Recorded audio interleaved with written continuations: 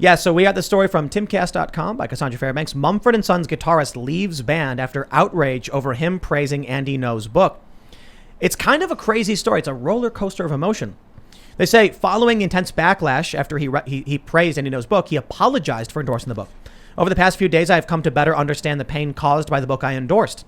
I have offended not only a lot of people I don't know, but also those closest to me, including my bandmates, and for that I am truly sorry. As a result of my actions, I am taking time away from the band to examine my blind spots. For now, please know that I realize how my endorsements have the potential to be viewed as approvals of hateful, divisive behavior. I apologize. The apology tweet, which was put out in March, has now been deleted. On Thursday, he wrote a Medium post explaining his decision to leave the band, saying that he wants to be free to speak his mind. He mentioned that it wasn't just the endorsement that was the problem. He goes on to mention that actually apologizing was the next sin that caused the mob to come after him. So I find this to be actually an interesting story because it shows that when you're confronted with an angry mob, there's nothing you can do. So it's what should someone do? Because look, it's not just the left. Now, we typically say the left is all about cancel culture, but it affects the right as well. Yeah. I mean, listen, I just have a thing in life, and my husband will tell you this. This is like the one thing that drives him crazy about me. I will not apologize for something if I'm not sorry. So like my husband gets like 2 apologies a year on things. There are a couple of times when I do things, but most of the time there's something like, no, I'm not sorry. I'm not apologizing. You don't apologize if you're not sorry for something. Yeah, and you shouldn't be sorry for speaking and having a differing opinion. No, my version of apology is to change my behavior. If I really am sorry for what I did, I'm going to make sure I don't do it again. And I'm going to do something better I'm not going to what makes you cry sorry and yell about it. What's this thing about apologizing to people that have nothing to do with it? Like, to me, if you wrong somebody, if I wrong you, Tim, I'm sorry to you, but I don't need to apologize to the rest of the world. That like this is between the two of us. This is a very personal thing. Like, why have we dragged everybody else in the peanut gallery into this concept of apologizing? Like, I don't need to apologize to you. It had nothing to do with this. This was between the two of us. Like, this is a very personal thing that everyone wants to get in the middle of. Virtue signaling, it seems like. Well, to shout out apology to the atmosphere. when this Mumford & Sons guy says, hey, Andy, great book, you're very brave. All of these people get mad saying you're supporting the far right. So they are personally offended and they demand he apologize to them. I understand that they're personally offended, but it has nothing to do with them. He didn't tweet something to them, so he can't be sorry to them. You can't take into account every single person, to take the temperature of every person. That's why we have the concept of free speech, right? The main issue, I suppose, is that what really happens if you step back is that Mumford & Sons was set to lose money. And so he's like, a bunch of people are mad at me for doing a thing I don't understand.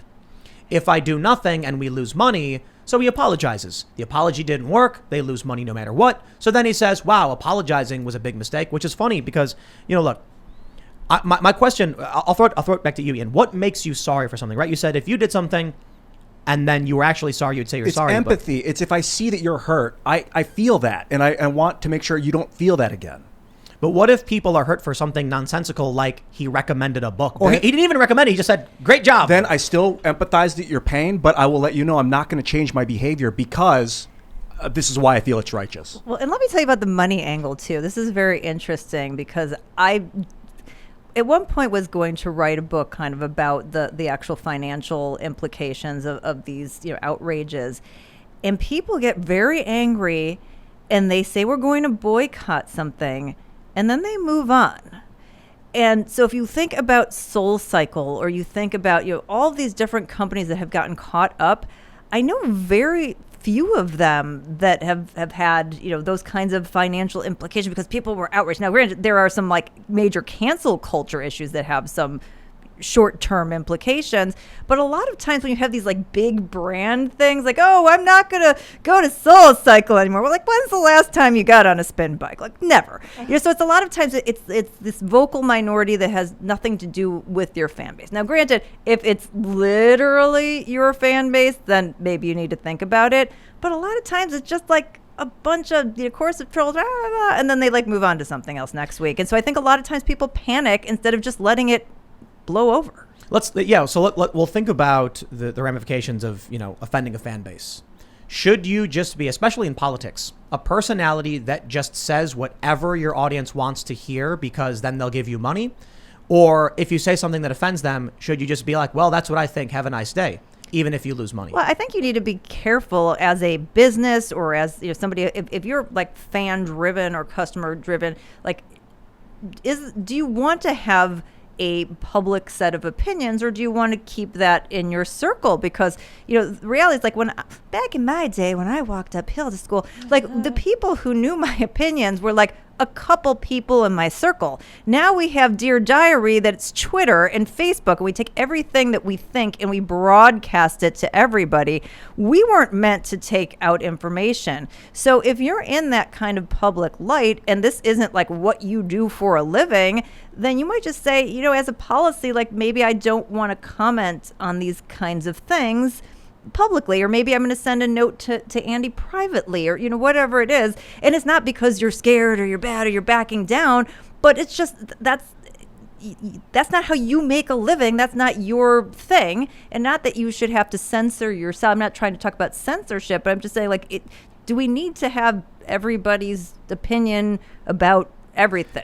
You're talking about restraint, and it's something that is, maybe you could argue, is lacking in society, but it is a detrimental, it is a very important aspect of being a human, is restraining your body.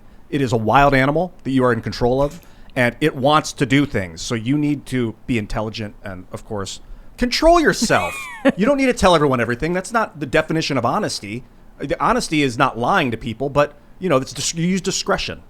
And also I don't know why I'm so angry about and also this. staying in because he's in a band. I'm sorry to interrupt you. This guy's a musician, man, and so am I. And this is so messed up. That's all. Thank you. Yeah. No. I mean, I think it's also just about, like, sometimes just staying in your lane. Not to say that the book thing isn't staying in your lane, but just as a broader macro concept, we're talking about through the nuance of this, is that, like, I'm an expert on economic and financial things. Like, people who don't know the difference between a balance sheet and an income statement, like, want to come argue with me about stuff. And it's like, I don't need your opinion on how to organize the economy. You don't know what a balance sheet is. So it's the same kind of thing. I'm not going to wade into, like, discussing the intricacies of, like, medical decisions or, those kinds of things that aren't my areas of expertise. I don't think, and part of it is this is just a nascent technology. We're not used to this level of communication. So I'm not judging anyone. We're all trying to sort this out and wade it through. But, like, not everybody needs to weigh in on every topic. Like, pick the things where you particularly have that domain expertise, and maybe spend more time listening on some of the other things. There's no upside to Twitter.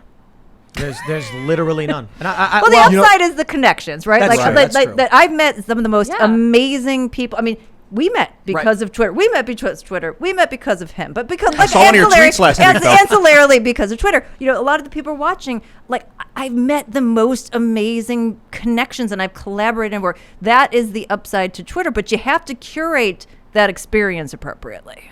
Yeah, I'll walk that back for sure. The upside definitely is connections. Like my communication with Joe Rogan, which resulted in me going on the show, was he was following me on Twitter. He DM'd me. We talked. And I think before Twitter, you couldn't communicate with high profile individuals or celebrities. It was just near impossible. But I do think something interesting is happening where I think there is a push towards, because of things like Mumford and Sons, the celebrities are once again retreating from the landscape, saying there's no point. And what happens is it becomes journalists, or I should say activists. So the largest component, the largest community on Twitter for the longest time has been journalists arguing with each other. That's the biggest component of the blue checks too, right? Right. Yeah, it's like a quarter of them, or at least this was several years ago. And so they argue about things in culture and politics, and it literally makes their careers. They get a bunch of followers. Then the news outlets are like, oh, you have 20,000 followers. Welcome aboard. We'll hire you. No joke. These news outlets will be like looking at some new hires. I want to be a writer. Well, how many followers do you have? Because you're bringing that audience to them, and they know that you can push stories out, get more traffic, make them more money. So their goal for many of these people is to say offensive things, but say them tribalistically, which brings us to I think the problem, one of the biggest problems we're facing right now is Mumford and Sons, as you say, shouldn't wade into this territory necessarily, because this guy doesn't know anything about Antifa or politics. And so by him expressing an opinion in favor of Andy, it's not his area of expertise. He exposes himself. The other issue is that when it comes to the culture war, you basically have one main rule.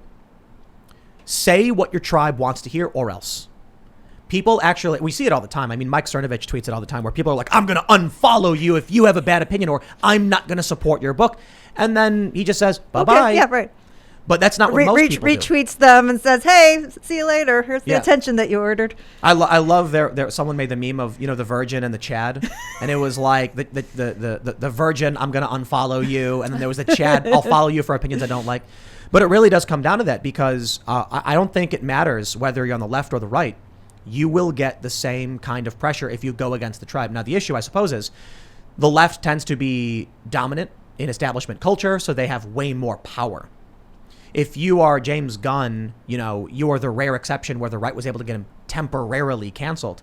But on the left, I mean, they can turn a tweet from a guy with 100 followers into destroying someone's life. So that ties back into sort of big tech and the algorithm. I'm sure that any of you who are on Twitter have noticed the kinds of things that trend are always bad, negative, baity types of things. I mean, a lot of times they have the tweet level underneath them, and you'll see something where it's got like 1,000 tweets or whatever, and it's like, put right up there in the trend so that people can see it. And a lot of times it's calling out people by name, and it's, that's the algorithm. They could put up positive stories, right? You could trend positive stories, but that's not what they choose to put at the top of the algorithm. And we know it's not just based on the data and who's talking about it, because you can see the number of tweets, and there are things that have lots of tweets that kind of don't register, and there are things that have very few tweets that all of a sudden, like, oh, you might be interested in this. Take a little smell of this. What do you think about this? What is up with people's obsession with drama and gossip and all that? Human nature. Why is that? Human nature. I mean, I guess it goes back to human nature. Tribes. Yeah, like tribes talking human about, nature. is that Hunter a bad guy really? Like, is he going to hurt us? Do we need to take him out? So they would gossip about their tribe, I guess. And now it's like all across the world on Twitter. I mean, yeah, Twitter for sure, and it's taken over political discourse and politics, where we should be discussing what businesses are doing, how it's negatively impacting, what government is doing that's negatively impacting small business, how it's impacting someone's life. But you'll end up with a lot of people in this space who are more interested in, I'm not going to say the guy's name, but ambushing Steven Crowder instead of actually having a legitimate conversation and turning it into a drama moment for some clicks. And then you see Newsweek coming out and being like, oh, and it's like, Newsweek, you're supposed to be a prestigious magazine. How is this news? Snap.